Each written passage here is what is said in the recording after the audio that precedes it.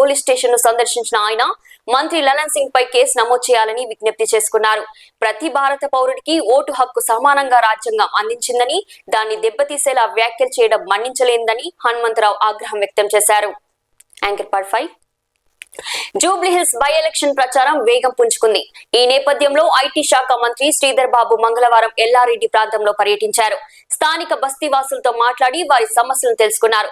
గత అనేక ఏళ్లుగా సమస్యల పరిష్కారం కాలేదని, అయితే ఇటీవలి కాలంలో అభివృద్ధి పనులు ప్రారంభమయ్యాయని, హైదరాబాద్ లో బీసీ విద్యార్థుల హక్కుల కోసం ఏకధాటిగా నినాదాలు, అభ్యాసానికి అనుసంధానమైన స్కాలర్షిప్లే తమ భవిష్యత్తు అని విద్యార్థుల వాదన. రంగారెడ్డి బీసీ విద్యార్థి సంక్షేమ సంఘం ఆధ్వర్యంలో జరిగిన ఈ సమ్మేళనంలో ఉపాధ్యక్షుడు అశోక్, నగర విద్యార్థి కార్యదర్శి నవీన్ నాయకత్వం వహించారు. సమ్మేళనానికి హాజరైన బాణాల అజయ్ కుమార్ మాట్లాడుతూ, బీసీ విద్యార్థులకు రావాల్సిన స్కాలర్షిప్ నిధులు 8,000 కోట్లు ఇంకా విడుదల కాలేదని, దీంతో వేలాది మంది విద్యార్థులు ఇబ్బందులు పడుతున్నారని ఆవేదన వ్యక్తం చేశారు. అదేవిధంగా ఉద్యోగ క్యాలెండర్ ప్రకారం నోటిఫికేషన్లు వెంటనే జారీ చేయాలని డిమాండ్, లేకుంటే విద్యార్థి సంఘాలు రాష్ట్ర వ్యాప్తంగా తీవ్ర ఆందోళనకు సిద్ధమవుతున్నట్లు ప్రకటించారు. సమ్మేళనంలో పలువురు విద్యార్థి నాయకులు, యువత పెద్ద సంఖ్యలో పాల్గొన్నారు.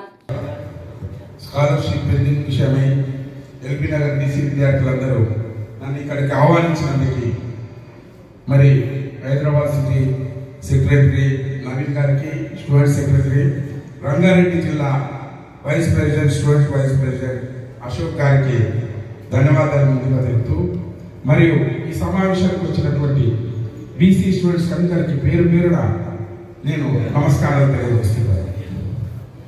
ఈ సమావేశం యొక్క ముఖ్య ఉద్దేశం, ఈరోజు బీసీల స్కాలర్షిప్లు బిల్లులు పెండింగ్లో నుంచి దాదాపుగా 8,000 కోట్ల స్కాలర్షిప్ రాష్ట్ర వ్యాప్తంగా విద్యార్థులకు రాష్ట్ర ప్రభుత్వం బకాయిలు పెండింగ్లో పెట్టింది.